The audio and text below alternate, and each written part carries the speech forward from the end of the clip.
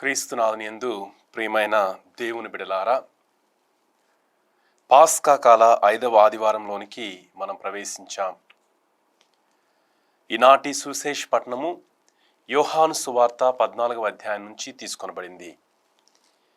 క్రీస్తు ప్రభువు తన శిష్యులతో మీరు కలవరపడకుడు అని చెప్తూ ఉన్నారు.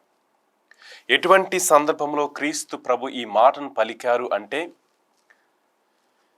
క్రీస్తు ప్రభు ఈ భూలోకమును వీడి తండ్రి వద్దకు వెళ్లాల్సినటువంటి సమయము ఆసన్నమైంది. క్రీస్తు ప్రభు మరికొద్ది సమయంలో సిలువను ఎత్తుకోబోతూ ఉన్నారు. మరికొద్ది సమయంలో శిష్యులను వదిలి వెళ్ళిపోబోతూ ఉన్నారు. అటువంటి సందర్భంలో క్రీస్తు ప్రభువు ముందుగానే తన శిష్యులకు చెప్పారు, మీరు కలవరపడమాకండి.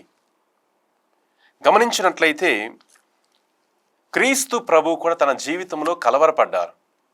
యోహాను సువార్త 12వ అధ్యాయము 27వ వచనంలో ప్రభు అంటున్నారు, ఇప్పుడు నా ఆత్మ కలవరపడుచున్నది, నేనేమి చెప్పను, ఓ తండ్రి ఈ గడియ నుండి నన్ను కాపాడుము. లేదు, ఇందు నిమిత్తమే నేను ఈ గడియకు వచ్చి తిని. క్రీస్తు ప్రభు తన మరణం గురించి ఆలోచించినప్పుడు ఆయన కూడా కలవరపడ్డారు. అయితే ఆ కలవరపాటు స్థితిలో క్రీస్తు ప్రభు ఉండిపోలేదు. ఆ కలవరపడినటువంటి ఆ సమయంలో క్రీస్తు ప్రభు తండ్రిని చూశారు, తండ్రి యొక్క చిత్తాన్ని చూశారు, తండ్రి యొక్క ప్రేమను చూశారు, తండ్రితో తనకున్నటువంటి బంధాన్ని చూశారు. ఆ కలవరపాటు సమయంలో అదే మాటను క్రీస్తు ప్రభు శిష్యులకు కూడా చెప్తున్నారు, నేను మీ నుండి వెళ్ళిపోబోతున్నాను, శ్రమలను, బాధలను, మరణాన్ని పొందబోతున్నాను, మీరు కలవరపడమాకండి, దేవుని విశ్వసించండి, నన్ను విశ్వసించండి అని ప్రభు చెప్తున్నారు. దేవుని విశ్వసించండి, నన్ను విశ్వసించండి అని ప్రభు అంటున్నారు. ఈ విశ్వాసము, ఈ పదము హీబ్రూ భాషలో ఉన్నటువంటి పదానికి అర్థము దృఢత్వము, స్థిరత్వము. కలవరపాడు పడేటువంటి హృదయము, భయము, ఆందోళనతో ఉన్నటువంటి హృదయము స్థిరత్వముగా, దృఢత్వముగా మారాలి అంటే దేవుని వైపు మన యొక్క మనస్సులను, దేవుని వైపు మన యొక్క ఆలోచనలను మార్చగలిగినప్పుడు, దేవుని యందు మనం విశ్వాసం ఉంచినప్పుడు అటువంటి స్థితిలోనికి మనం వెళ్తాం. అందుకనే ప్రభు అంటున్నారు, మీరు కలవరపడొద్దు, తండ్రిని విశ్వసించండి, నన్నును విశ్వసించండి అంటున్నారు. తండ్రిని ఎందుకు విశ్వసించాలి అంటే, ఈ శిష్యుల కళ్ళ ముందు క్రీస్తు ప్రభువు శ్రమలను, బాధను అనుభవించబోతున్నారు. ఆ సమయంలో వారు నిరుత్సాహానికి గురయ్యేటువంటి అవకాశం ఎంతో ఉంది, నిస్పృహలకు గురయ్యేటువంటి అవకాశం ఎంతో ఉంది. ఎందుకంటే తమ యొక్క నాయకుడు శ్రమలను, బాధను అనుభవిస్తున్నారు.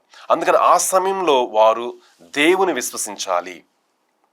మరి ప్రభు రెండవదిగా నన్నును విశ్వసించండి అని చెప్తున్నారు. ఎందుకు అంటే, తండ్రి యొక్క చిత్తాన్ని, తండ్రి యొక్క మనస్సును, తండ్రి గురించి సమస్తాన్ని కూడా క్రీస్తు ప్రభువే తెలియచేశారు.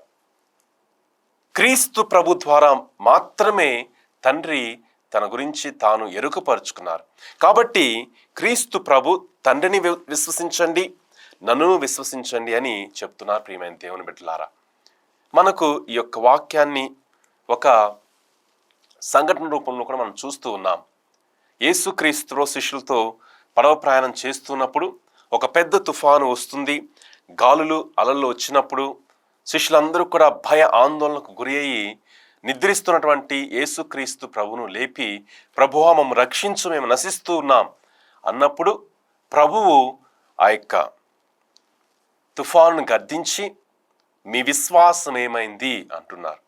చూడండి, కలవరపాటుతో ఉన్నటువంటి శిష్యులకు, భయము, ఆందోళనతో ఉన్నటువంటి శిష్యులకు క్రీస్తు ప్రభు చెప్తున్నటువంటి మాట, మీ విశ్వాసము ఏమైంది. కాబట్టి ప్రియమైన దేవుని బిడ్డలారా, మన అనుదిన జీవితంలో ఎన్నో కలవరపాట్లు ఉంటాయి, ఎన్నో భయము, ఆందోళనలు ఉంటాయి. ఈ సందర్భంలో, ఆ సమయాలలో మనము తండ్రిని విశ్వసించినప్పుడు, క్రీస్తు ప్రభుని విశ్వసించినప్పుడు, పరిశుద్ధాత్మ దేవుని విశ్వసించినప్పుడు, ఆ దేవుని వైపు మన యొక్క మనస్సులను తిప్పినప్పుడు మనము స్థిరత్వముతో, దృఢత్వముతో మన యొక్క జీవితాన్ని కొనసాగించగలము. కాబట్టి అటువంటి కృప కొరకు మనము ప్రార్థించాలి.